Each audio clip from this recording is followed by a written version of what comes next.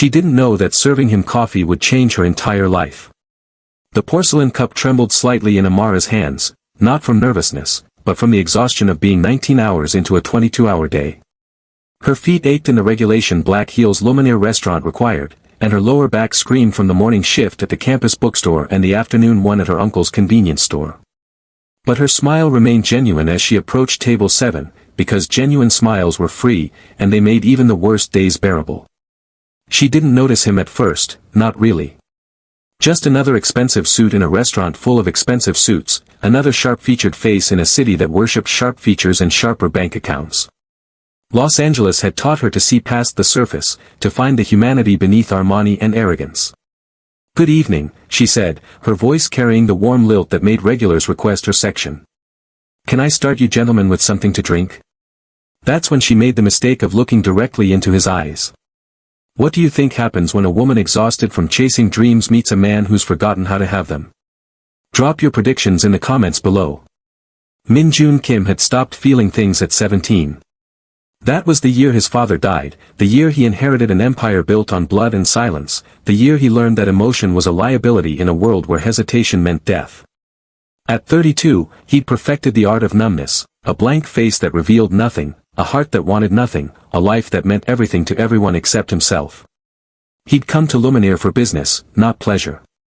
The restaurant's private booths and ambient noise made it perfect for discussions that couldn't happen in offices or over phones.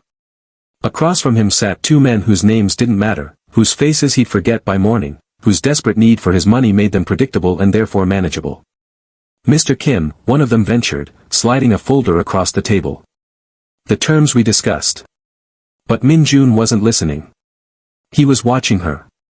She moved through the dining room like water, fluid, graceful, completely natural in a space designed to intimidate.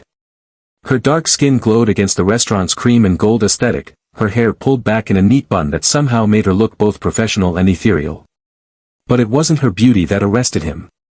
Beautiful women were abundant in his world, decorative and disposable. It was her eyes. When she looked at him, really looked at him, not at his Tom Ford suit or the Patek Philippe watch on his wrist or the dangerous energy that made most people instinctively step back, he felt something he couldn't name. Something that felt dangerously close to being seen. "Coffee, please," he heard himself say, his voice rougher than intended. "Black." "Of course." Her smile deepened, reaching those remarkable eyes. "I'll be right back with that." She turned away, and Min-jun realized two things simultaneously. First, he couldn't remember the last time someone had smiled at him like he was just a person. Second, he wanted her to do it again. "Mr. Kim." The businessman across from him sounded anxious now. "The terms?" Min-jun forced his attention back to the table, to the business of being who he was. But some part of him, the part that died at 17, stirred in its grave, awakened by brown eyes and a genuine smile. Amara returned with his coffee, setting it down with the careful precision of someone who'd been doing this too long to make mistakes. Her movements were economical, efficient, the ballet of the perpetually exhausted. "Can I get you gentlemen anything else?" she asked, her attention democratically distributed among all three men at the table. "No," Min-jun said, perhaps too quickly. His associates exchanged glances he pretended not to notice. "Just let me know if you need anything." She began to turn away. "Wait." The word escaped before he could stop it. She paused, eyebrows raised in polite inquiry. Up close, he could see the faint shadows under her eyes, the kind that came from too little sleep and too much responsibility. He could also see the small pin on her collar, UCLA, class of 2027. "Yes, sir." "Sir." She called him sir like he was normal, like he wasn't Kim Min-jun, like his name wasn't whispered in fear across 3 states. It was intoxicating. "What's your name?" he asked. "Amara." She said it simply, without the coy performance some women affected when powerful men showed interest. "Is there something I can help you with?" "Everything," he thought. "You can help me remember what it feels like to be human." "No," he said instead. "Thank you, Amara." She nodded and walked away, and he watched her go, watched her stop at another table, offer that same genuine smile, laugh at something a customer said. The warmth wasn't special. She gave it freely to everyone. And somehow, that made him want it more. Boss. The voice beside him was carefully neutral. Park Ji-hoon, his right hand, his oldest friend, the only person who dared question him. We should discuss the shipment. Min-jun dragged his attention back to business, to the world of territory and tribute, of violence wrapped in expensive suits. He talked, negotiated, made decisions that would affect thousands of lives. He did what he'd been trained to do since 17. But his coffee had never tasted better. 3 hours later, Amara's shift ended at midnight. She changed out of her work clothes in the staff bathroom, pulling on jeans and a UCLA sweatshirt that had seen better days. Her tips for the night sat heavy in her pocket, $243. Enough for 3 textbooks, or half of next month's rent, or groceries for 2 weeks if she was careful. The choice was always the same, invest in the future or survive the present. She usually chose the future. "Girl, you look dead on your feet," said Marcus, one of the line cooks, as she headed for the exit. "You working tomorrow?" "Double shift." She managed a tired smile. "Then I've got that econ exam on Thursday. You're gonna kill yourself with this schedule. Or I'm gonna graduate debt-free." She pushed open the back door into the alley. One or the other. The night air hit her face, cool and sharp with the promise of autumn. Los Angeles never got truly cold, but October brought a crispness that made her think of fresh starts, of possibility. In 8 months, she'd be a sophomore. In 3 years, she'd have her degree. In 5 years, she'd have the career she'd been dreaming of since she was 12 years old, watching her mother work 3 jobs to keep them afloat. This was temporary. The exhaustion, the endless shifts, the nights when she fell asleep over textbooks, all of it was temporary. She just had to keep moving forward. She didn't notice the black Mercedes idling at the mouth of the alley until she was almost past it. The back window rolled down smoothly, and there he was, the man from table 7, the one with the unsettling eyes and the taste for black coffee. Amara. He said her name like he'd been practicing it. Every instinct she developed growing up in South Central screamed at her to run. Expensive cars in dark alleys meant nothing good. Men who remembered your name after one meeting wanted something. But she'd also learned to trust her gut about people, and her gut said this man, dangerous as he clearly was, wouldn't hurt her. "Can I help you?" she asked, maintaining a careful distance. "It's late. Let me give you a ride home." "I'm good. I take the bus." "The bus doesn't run this route after midnight." He checked. This stranger had checked her bus schedule, and that should have terrified her. Instead, it made her curious. "I'll call an Uber," she said. "Please." Something in his voice caught her off guard, not command, but request. "It would make me feel better to know you got home safely." Amara studied him through the open window. He looked different than he had in the restaurant, less controlled, more uncertain. Human. This was stupid. This was every warning her mother had ever given her, every true crime podcast she'd ever listened to, every survival instinct she possessed. "Okay," she heard herself say. "But just so you know, I have pepper spray, a loud voice, and 3 brothers who will absolutely hunt you down if anything happens to me." The corner of his mouth lifted, not quite a smile, but close. "Understood." She slid into the back seat, maintaining distance, keeping her hand on the door handle. The interior smelled like leather and something expensive she couldn't name. The driver up front didn't acknowledge her existence. "Where do you live?" Min-jun asked. She gave him an address 3 blocks from her actual apartment, close enough to be convenient, far enough to maintain safety.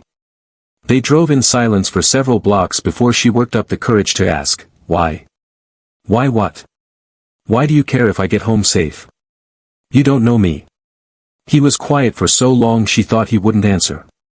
When he finally spoke, his voice was low, almost wondering. "I don't know. Honest. Unexpected. Disarming." "You're in business?" she asked, filling the silence. "Import-export." The lie was smooth, well-practiced. "Must be successful. That's a nice suit. You notice things. Occupational hazard. Good servers notice everything." She studied his profile, the sharp jaw, the elegant nose, the hair that probably cost more to cut than she made in a week. "You're Korean?" "Yes." "Born there or here?" "Seoul." We moved when I was 8.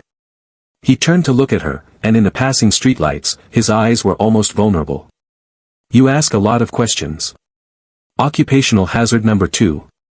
You learn someone's life story in the time it takes to walk from kitchen to table. She smiled. Plus, you're literally driving me home. Seems fair to know something about you. What do you want to know? Everything, she thought. Why you look so sad. Why you're interested in an exhausted waitress. Why I'm not more scared of you. Why black coffee, she asked instead. Everyone else orders fancy cocktails or wine that costs more than my textbooks. You ordered black coffee. He considered this.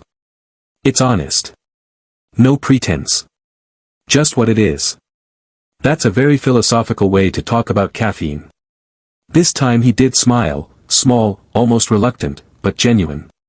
It transformed his face, made him look younger, more approachable. More real. I like honesty, he said quietly. It's rare in my world. The car slowed to a stop on a residential street that had seen better days.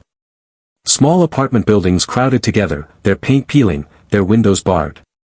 Min-jun's face remained carefully neutral, but she saw him take it in, the gap between his world and hers. Thank you for the ride, she said, reaching for the door handle. Amara. His hand moved as if to stop her, then fell back. Will you be working tomorrow? She should say no.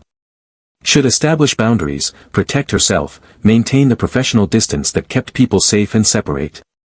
Double shift, she said. 11 to 11. He nodded, something like relief crossing his features. Sleep well. You too, table 7. She slipped out of the car and walked the 3 blocks to her actual apartment, very aware of the Mercedes idling until she turned the corner. Very aware of the way her heart was beating just a little too fast. Very aware that something had shifted in her carefully controlled universe. Min-jun returned the next day. And the day after that. And the day after that. By the 4th day, Amara stopped being surprised when she saw him seated in her section, always alone, always ordering black coffee and something he barely touched. By the end of the first week, the other servers noticed. Girl, who is that? Her coworker Jasmine whispered, not so subtly gesturing toward table 7. He tips like a millionaire and looks at you like you're the only person in the room.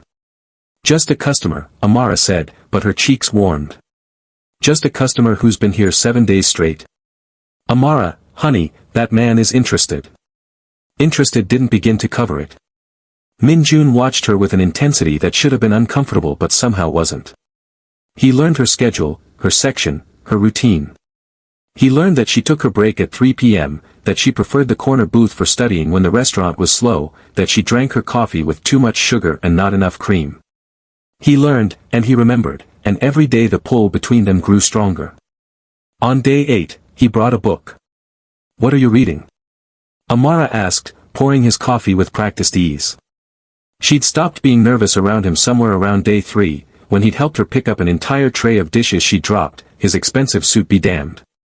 He held up the cover, a worn copy of The Art of War, text in both English and Korean. Light reading, she teased. Know your enemy, know yourself, he quoted.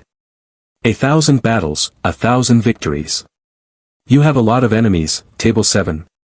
More than I'd like.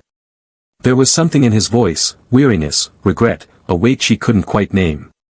She slid into the seat across from him without thinking, something she'd never done with any other customer. You know my name, she said softly. But I don't know yours. He set down the book carefully. Min-jun, Kim Min-jun. Min-jun, she repeated, testing the syllables. What does it mean? Clever, handsome. A ghost of a smile. My mother was optimistic. Was? She passed. When I was young. I'm sorry. She meant it. She knew about loss. Her father had died when she was 10, leaving her mother to raise 4 kids alone. That must have been hard. It made me who I am. He studied her face like he was memorizing it. Your turn. Tell me about Amara. Not much to tell. Born and raised in LA, oldest of 4. Working my way through UCLA. Pretty standard stuff. Nothing about you is standard. The words hung between them, charged with meaning neither was quite ready to acknowledge. "Why do you keep coming here?" she asked, voicing the question that had been building for days. "I mean, the food's good, but it's not that good." If you've ever felt an instant connection with someone that defied all logic, you know what Amara's feeling right now. Drop a comment if you believe in love at first sight, or if you think Min-jun's hiding something darker. Min-jun was silent for a long moment, and she watched something struggle in his expression, truth fighting against guardedness, desire against wisdom. "You smile at everyone the same way," he finally said. With genuine warmth. No agenda, no calculation. Just kindness. He paused. I'd forgotten what that looked like. Her heart did something complicated in her chest. "Min-jun. I know I make you uncomfortable." "You don't." She surprised herself with the truth of it. "You should. Strange man, shows up every day, watches me work. Every safety seminar I've ever attended says I should run screaming. But, you don't feel dangerous. You feel sad." His jaw tightened, and she knew she'd hit something true, something he kept buried deep. "I should go," he said abruptly, standing. But he didn't move, didn't leave. "This isn't. I shouldn't be here." "Then why are you?" He looked at her with such raw honesty that her breath caught. "Because for 1 hour a day, when I'm here, I remember what it feels like to want something good." Before she could respond, he placed $500 on the table, obscenely too much for coffee and a conversation, and walked out. Amara sat alone in the booth, her heart racing, Min-jun's words echoing in her head. She knew she should be wary. Knew that men who threw around money like that and talked about enemies and looked at her like she was salvation, those men came with complications. But when she closed her eyes, all she could see was the vulnerability in his face, the loneliness that mirrored her own. That night, as she rode the bus home with her econ textbook open on her lap, she admitted something to herself: she was looking forward to seeing him tomorrow. And that terrified her. The next day, Min-jun didn't come. Or the day after. Or the day after that. By the fourth day, Amara told herself she wasn't disappointed. Told herself it was better this way, safer, smarter. Told herself that whatever had been building between them was impossible anyway. He was clearly wealthy beyond measure, probably married, definitely complicated. She told herself a lot of things. None of them made the ache in her chest go away. On the fifth day, she was clearing table 7 out of habit when Jasmine grabbed her arm. "Amara. There's someone asking for you at table 12. Her heart leapt. "Is it?" "No. Different Asian guy. Scary as hell. Says it's important." Amara walked to table 12 with a growing sense of unease. The man sitting there was younger than Min-jun, sharply dressed, with eyes that missed nothing. "Amara?" he asked in lightly accented English.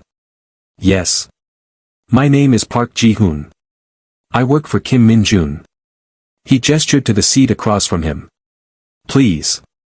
Sit." She remained standing. "Is he okay?" "That depends on your definition of okay." Ji-hoon studied her with unnerving intensity. "He sent me to give you something." He slid an envelope across the table. Thick, cream-colored, expensive. "I don't want his money," she said immediately. "It's not money. It's an explanation. And an apology." Ji-hoon stood. He wanted to come himself, but circumstances prevent it. "What kind of circumstances?" Ji-hoon's smile was sharp. "The kind that prove he was right to stay away from you. Read the letter, Amara. Then forget about Kim Min-jun. For your own safety." He left before she could respond. Amara stared at the envelope like it might bite her. Every rational instinct said to throw it away, to take the out she was being offered, to go back to her safe, exhausting, uncomplicated life. She opened it. The handwriting was precise, elegant, each character formed with care. "Amara. I apologize for my abrupt departure and continued absence. You deserve an explanation, though giving you one means revealing things I've spent 15 years hiding. I'm not an import-export.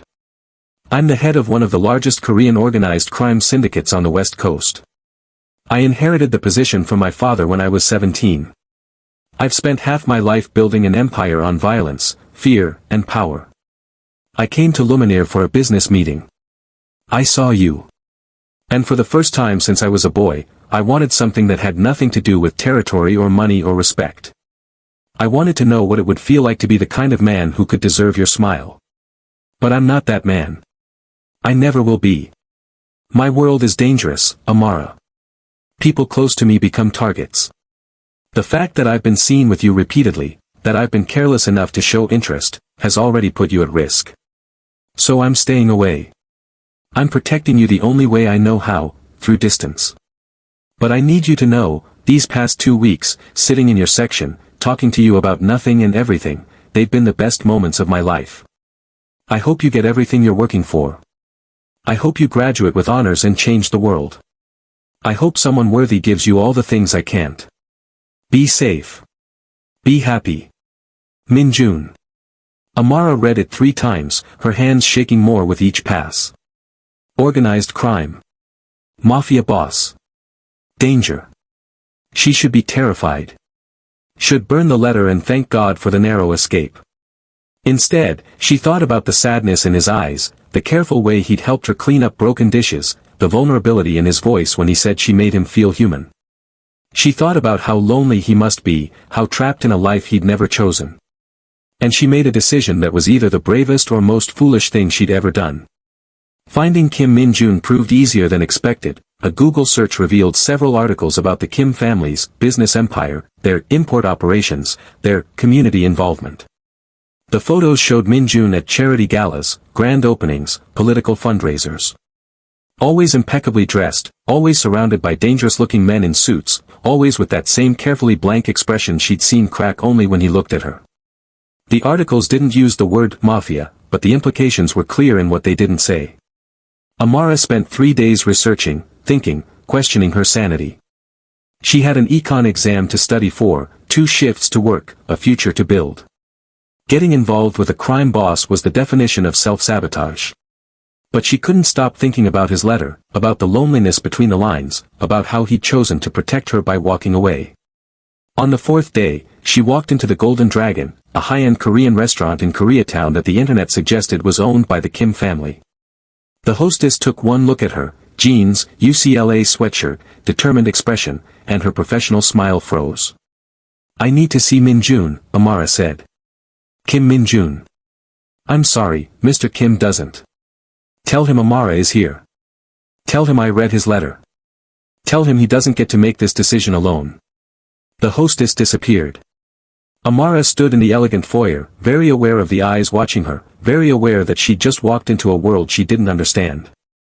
5 minutes later, Ji-hoon appeared. "You shouldn't be here," he said flatly. "So I've been told." "Where is he?" "Amara. I'm not leaving until I see him." Ji-hoon studied her for a long moment, something like respect crossing his features. "You're either very brave or very stupid. Both, probably." She met his gaze. "Please." He sighed. "This way." He led her through the restaurant, past curious stares and whispered Korean, through a door marked private and up a flight of stairs. The building's upper floor was clearly offices, expensive, understated, designed to intimidate. Ji-hoon stopped outside a heavy wooden door. "He's going to be angry." "Good. I'm angry too." She pushed past him and walked into what was clearly Min-jun's office, all dark wood and leather, floor-to-ceiling windows overlooking the city, walls lined with books in Korean and English. Min-jun stood at the window, his back to the door. He went rigid when he heard it open. "Ji-hoon," I said no. He turned and saw her. The color drained from his face. "Amara. You wrote me a letter," she said, her voice shaking with anger and adrenaline and fear, "telling me you were staying away for my safety. You made a decision about my life without asking me what I wanted. Because what you want doesn't matter when you're dead." His voice was harsh, but his eyes were desperate. "You shouldn't be here. You can't be here." "Well, I am here. And you don't get to decide what risks I take. This isn't a game." He crossed the room in 3 strides, stopping just short of touching her. "You have no idea what my world is like. The people I deal with don't care about innocent bystanders. They'll use you to get to me. They'll hurt you just to prove they can. Then protect me. She stepped closer, refusing to back down. You're supposedly this powerful crime boss. You can't keep one waitress safe. Not if you're going to walk into my headquarters like you're invincible. His composure cracked, revealing raw fear underneath. Do you know how many people saw you walk in here? How many of my enemies would pay to know that Kim Min-jun has a weakness? Is that what I am? A weakness? Yes. The word was anguished. The worst kind. The kind that could get you killed. Then we'll be careful. She reached for his hand, felt him flinch like her touch burned. Min-jun, I'm not asking for forever. I'm not asking you to change your life. I'm just asking you not to walk away because you're scared. I'm not scared. But his hand closed around hers, holding tight. Liar. She smiled through the tears she hadn't realized were falling. You're terrified. So am I. But I can't stop thinking about you. I can't stop wondering what this could be if we were brave enough to try. Amara. Her name was a prayer, a warning, a surrender. You're 19 years old. You have your whole life ahead of you. Dreams. A future. I'm 32 and already damned. You can't save me. I'm not trying to save you. She stepped closer, until they were breathing the same air. I'm just trying to know you. For a long moment, they stood frozen, his hand in hers, the space between them charged with everything they weren't saying. Then Min-jun pulled her close, his arms wrapping around her like she was precious, like she was breakable, like she was his, and he couldn't quite believe it. She felt his heart hammering against her cheek, felt the tension in every muscle, felt the war he was fighting with himself. If we do this, he said into her hair, you have to promise me something. What? The moment it gets too dangerous, the moment I say you need to walk away, you do it. No arguments, no negotiations. You run and you don't look back. She should agree. Should make the promise and keep herself safe. No, she said instead. He pulled back to look at her, shocked. What? I won't promise to abandon you when things get hard. That's not how this works.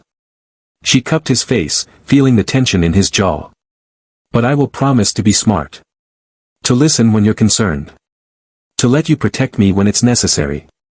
And to trust that you'll do everything in your power to keep us both safe. That's not enough. It has to be. Because anything else means we don't try at all. She watched the moment he surrendered, saw it in the softening of his eyes, the release of breath he'd been holding. You're going to ruin me, he whispered. Good. You've been ruined in all the wrong ways for too long. He kissed her then, soft and careful, like she was something holy, something he didn't deserve but couldn't resist. And Amara felt the world shift, felt her carefully planned future blur into something more complicated and terrifying and real. When they finally broke apart, Ji-hoon was standing in the doorway, his expression caught between exasperation and resignation. This is a terrible idea, he said to Min-jun in Korean. I know, Min-jun replied in the same language, his hand still tangled in Amara's. She's going to need protection. Round the clock. I know. The elders aren't going to approve. I don't care. Ji-hoon switched to English. Amara, I hope you understand what you're signing up for. Not really, she admitted. But I'm a fast learner. Despite himself, Ji-hoon smiled. You'll have to be. The next 3 weeks were the strangest of Amara's life. She still worked her double shifts at Luminaire, still studied for her classes, still called her mother every Sunday. But now Min-jun's driver picked her up after work, and subtle men in suits watched her apartment building, and she learned what it meant to live in two worlds simultaneously. Min-jun taught her basic Korean phrases. She taught him about her sociology classes. He gave her books in translation, Korean poets who wrote about longing and displacement. She gave him mixtapes of the music she loved, neo-soul and hip-hop and R&B that made him smile at how different their worlds were. They learned each other in stolen moments between his business meetings and her exam schedule. He'd show up at the library with coffee exactly how she liked it. She'd text him encouragement before whatever dangerous thing he had to do, never asking for details she knew he couldn't share. It was tender and intense and completely unsustainable, and Amara knew it couldn't last. The first real sign of trouble came on a Thursday. Amara was walking across campus after her econ class when a black SUV pulled up beside her. Not Min-jun's, this one was different, sleeker, more aggressive. The window rolled down, revealing a Korean man she didn't recognize. "Amara Johnson?" he asked in lightly accented English. Every alarm bell in her head went off. "Who's asking?" "Someone who has a message for Kim Min-jun." His smile was cold. "Tell him Choi sends his regards. Tell him that pretty things are fragile. Tell him to remember what happened to Park's daughter." The window rolled up, and the SUV drove away. Amara stood frozen on the sidewalk, her heart racing.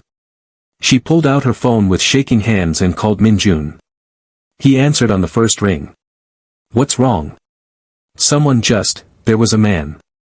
In a black SUV.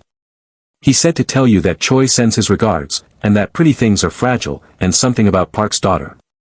Silence on the other end, deadly and cold. "Where are you?" His voice was lethal calm. "Campus. Outside the library. Don't move. Don't go anywhere. Ji-hoon is 3 minutes away." "Min-jun, what does it mean? What happened to Park's daughter?" Another pause, heavier than the first. "She was killed. 2 years ago. By a rival family making a point." The world tilted. "Oh my God. Amara, listen to me. This is exactly what I was afraid of. They know about you. They're using you to threaten me. Then what do we do? We end this. Tonight. You walk away, and I make sure they know you mean nothing to me. But I do mean something to you. Which is why you have to go." His voice cracked. "Please, Amara. I can't lose you like that. I can't." She closed her eyes, fighting tears. "Can I see you? One more time?" "That's not a good idea. Please. If this is goodbye, I need to say it to your face." A long, painful silence. "Tonight. My place. Ji-hoon will bring you. Okay. Amara. I'm sorry. For all of it." The line went dead. Ji-hoon picked her up an hour later, his expression grim. They drove in silence through the city as it transitioned from day to night, from legitimate business to the shadows where Min-jun's world thrived. His apartment was in a high-rise downtown, the penthouse, naturally. All glass and steel and panoramic views that showed the city sprawling below like a kingdom. Min-jun stood at the window, still in his suit, tension radiating from every line of his body. "Hi," Amara said softly. He turned, and the anguish in his face nearly broke her. "You shouldn't have come. We've established I'm bad at following instructions." She set down her bag and walked toward him. "Talk to me. Really talk to me. What's there to say? Choi Young-woo is the head of a rival organization. He's been trying to take my territory for years. Now he knows the fastest way to hurt me is through you." Min-jun's hands clenched into fists. "If you stay with me, he'll use you. Best case scenario, you become a pawn in a game you don't understand. Worst case. I end up like Park's daughter." "Yes." The word was tortured. "And I can't, Amara, I've done terrible things. I've hurt people, destroyed lives, built my empire on blood. But I won't sacrifice you for my own selfishness. I won't." "What if it's not selfish? What if it's the first real thing you've wanted in 15 years? He laughed bitterly. "That doesn't make it right." "Maybe not. But it makes it real." She reached for his hand, lacing their fingers together. "Min-jun, I'm not naive. I know what you are. I know the risks. But I also know that in 3 weeks, you've made me feel more alive than I've felt in years. You see me, not the exhausted waitress or the struggling student, but me. Amara. The person under all the roles and responsibilities. You deserve someone who can give you a normal life. Someone who doesn't have enemies who threaten the people he loves. Do you love me?" The question hung between them, impossible and essential. "Yes." His voice broke on the word. "I fell in love with you the moment you smiled at me like I was just another customer. I love your determination, your kindness, the way you make impossibly hard things look easy. I love how you see the world, how you haven't let it make you cynical. I love everything about you, which is exactly why I have to let you go. Tears streamed down Amara's face. What if I don't want to go? Then I'm begging you. Please, Amara. Save yourself. Let me be the villain who protects you the only way he knows how. You're not a villain. She stepped closer, close enough to feel his warmth. You're a man who was forced into an impossible situation and did what he had to do to survive. You're a man who's spent 15 years taking care of everyone else's interests and none of your own. You're a man who deserves to be happy. I don't. You do. She cupped his face, making him look at her. Min-jun, you told me you'd forgotten what it felt like to want something good.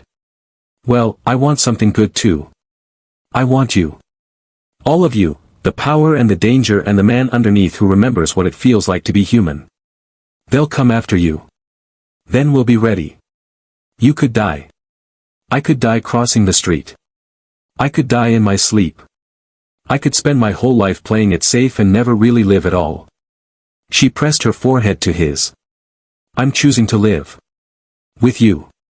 If you'll have me. Amara. Do you want me to stay? More than anything. Then let me. Let me choose you. Let yourself have this one good thing.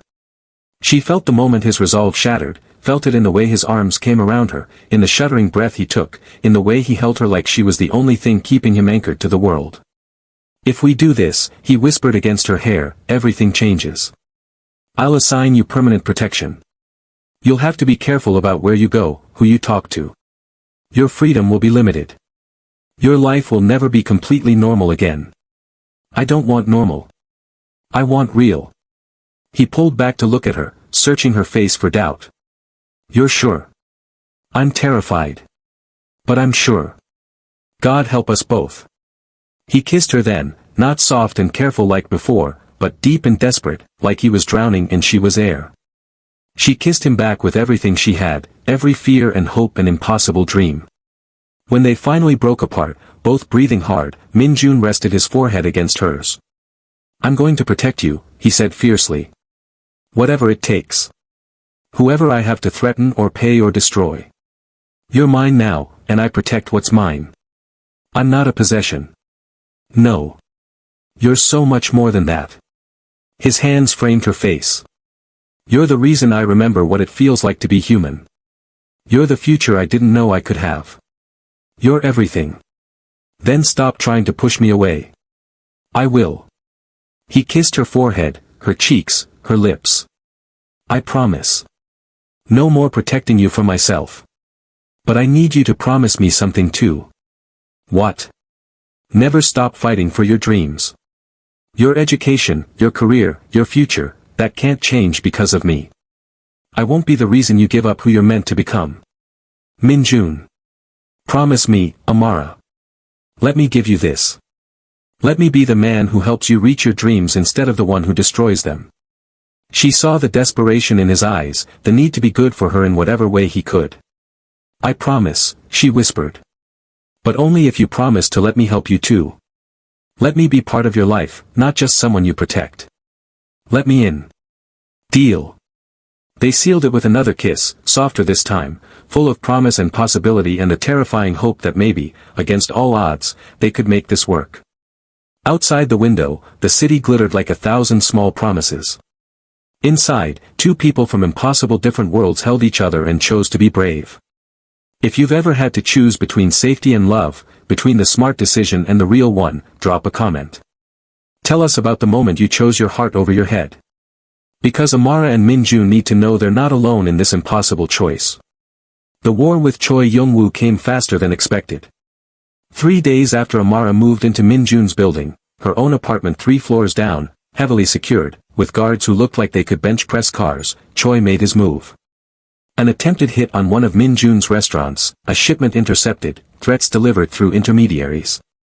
Amara watched Min-jun transform from the tender man who brought her coffee while she studied to the cold, calculating crime boss who commanded absolute loyalty. It should have frightened her. Instead, it made her understand the compartments he'd built to survive, the masks he wore to protect the vulnerable parts of himself. "I have to go to a meeting," he told her one night, adjusting his cufflinks with practiced precision. "It could get ugly." "How ugly?" "The kind where people might not come back." His eyes met hers in the mirror. "I need you to stay here. Ji-hoon will be with you. Be careful." He crossed to her, tilted her chin up. "Always. I have something to come home to now." He left, and Amara tried to study for her political science exam, but the words blurred on the page. She kept imagining scenarios, each worse than the last. 4 hours later, Min-jun returned, unharmed but exhausted, his knuckles bruised, his suit jacket missing. "It's over," he said, collapsing onto the couch beside her. "Choi's going to back off. For now." "What did you do?" "Made it clear that the cost of coming after you would be higher than he could afford to pay." His smile was sharp, dangerous. "Sometimes the threat of violence is more effective than the act itself. And if he doesn't stay away, then I'll do whatever's necessary." He pulled her close, his dangerous edges softening. "But you're safe. That's all that matters." Amara nestled against him, feeling the adrenaline gradually leave his body. "I have an exam tomorrow." "I know. You should sleep. Will you stay with me?" "Always." The semester ended with Amara pulling straight A's despite the chaos in her personal life. Min-jun attended her celebration dinner with her family, a tense, surreal affair where her mother sized him up with the penetrating gaze of someone who'd raised 4 kids alone and knew a man's worth when she saw it. "You treat my daughter right," her mother said in a quiet moment while Amara was in the kitchen with her brothers. "I intend to," Min-jun replied. "And this business of yours? It's dangerous." "Yes. But you'll keep her safe." "With my life." Her mother studied him for a long moment, then nodded. "Good. Because if anything happens to her, there's nowhere you can hide that I won't find you." Min-jun smiled, genuine, respectful. "I believe you." By the end of the night, Amara's youngest brother was teaching Min-jun hand games, and her mother was packing him leftovers, and somehow her two worlds were blending in ways she'd never imagined possible. 6 months passed. Then a year. Amara learned to navigate Min-jun's world, the dangerous meetings she couldn't attend, the associates who bowed to her like she was royalty, the reality that the man she loved commanded an empire built on fear and respect. But she also saw his other side. The man who donated anonymously to her university's scholarship fund. Who quietly paid off the medical debt of families in Koreatown. Who treated his lowest employees with the same respect as his highest lieutenants. Who was trying, in his own complicated way, to be better than his legacy demanded. And Min-jun learned to navigate hers. He attended her college events, met her professors, listened to her talk about social inequality and economic justice with genuine interest. He started asking questions about legitimate business, about ways to transition his empire toward legal enterprises. "I can't undo what I've done," he told her one night as they lay tangled together in his bed. "But maybe I can build something better. For us. For the future. You don't have to change everything for me," she said softly. "I'm not doing it for you. I'm doing it for us. For the life we could have if I'm brave enough to choose it." He kissed her temple. "You made me want to be worthy of you, Amara. The least I can do is try." 2 years after that first night at Luminaire, Amara graduated summa cum laude with a degree in sociology and a job offer from a prestigious non-profit focusing on economic justice. Min-jun sat in the audience with her family, his hand clasped in her mother's, watching with undisguised pride as Amara crossed the stage. The woman who'd served him coffee while exhausted, who'd worked 3 jobs to fund her dreams, who'd chosen love over safety and never looked back, she'd done it. At the celebration afterward, Min-jun pulled her aside. "I have something for you," he said, handing her an envelope. Inside was a check. A very large check. "Min-jun, I can't. It's not from me. It's from the scholarship fund I've been contributing to in your name for the past 2 years. He smiled at her confusion. "Every time you worked a double shift, every time you fell asleep over textbooks, every time you chose your future over sleep or rest or anything else, I matched your hours in donations. This is your portion. Money you earned through your own determination, just, with better pay. Tears streamed down her face. Why? Because you were working so hard to build your future. I wanted to help without taking away from the accomplishment. This is yours, Amara. You earned every cent. She threw her arms around him, overwhelmed. I love you. I love you too. More than I thought I could love anything. He pulled back, his expression serious. I have one more thing. But this one's a question. He dropped to one knee right there in the courtyard, with her family and friends and half her graduating class watching. Amara Johnson, you walked into my life when I'd forgotten how to feel anything but empty. You chose me when every rational instinct said to run. You've made me want to be a better man, build a better life, deserve the gift you've given me just by loving me. He pulled out a ring, simple, elegant, perfect. I know I'm not what you dreamed of when you were a little girl. I know I come with complications and danger and a past I can't erase. But I promise to spend every day trying to be worthy of you. To protect you, support you, love you with everything I am. Will you marry me? Amara looked at this man who'd transformed from table 7 to the love of her life, this man who'd seen past her exhaustion to her dreams, this man who'd chosen her just as fearlessly as she'd chosen him. Yes, she said, laughing through tears. Yes, absolutely yes. He slid the ring onto her finger and stood, pulling her into a kiss while everyone around them cheered. Her mother was crying. Her brothers were whooping. Ji-hoon, standing at a respectful distance, allowed himself a small smile. Against all odds, against all logic, against everything that said it shouldn't work, it had worked. 3 years later, Amara sat in her office at the nonprofit that was changing economic policy across California. On her desk sat a framed photo from their wedding, a small ceremony, Korean and American traditions blended, two families from different worlds coming together. Her phone buzzed with a text from Min-jun, dinner tonight? I have news. She smiled, texted back, good news or bad news? Good. The transition is complete. We're officially legitimate. Amara's heart soared. For 3 years, Min-jun had been systematically transforming his empire, selling off illegal operations, investing in legal businesses, making amends where he could. It had been dangerous, complicated work. But he'd done it. For them. For their future. For the family they were planning. That night, over dinner at the restaurant where they'd first met, he'd bought it a year ago, kept all the staff, gave them all raises, Min-jun took her hand. I kept my promise, he said. You got your dreams. Your career. Your degree. And I got mine. What was your dream? You. He kissed her hand. Just you. Everything else was survival. You're the only thing I've ever really wanted. Amara looked at this man who'd been a stranger serving black coffee, who'd become the love of her life, who transformed himself and his world for the chance at happiness. We did it, she whispered. Against all odds. We did. And I'd do it all again in a heartbeat. He smiled, that genuine, unguarded smile she'd first glimpsed at table 7. Love hit fast. But it stayed forever. Forever, she agreed, kissing him across the table where their impossible story had begun. Outside, the city hummed with millions of lives, millions of stories. But inside, two people from worlds that shouldn't have collided sat together, proof that love could bridge any distance, transform any life, overcome any obstacle. All it took was courage. And the willingness to believe in something bigger than fear. You've just witnessed Amara and Min-jun's impossible journey from strangers to soulmates. Now it's your turn, drop a comment telling us about a time you chose love over logic, when your heart knew something your head couldn't accept. Share your story, because love that defies the odds deserves to be celebrated. And who knows? Your story might inspire someone else to be brave enough to take their own leap of faith. Comment below.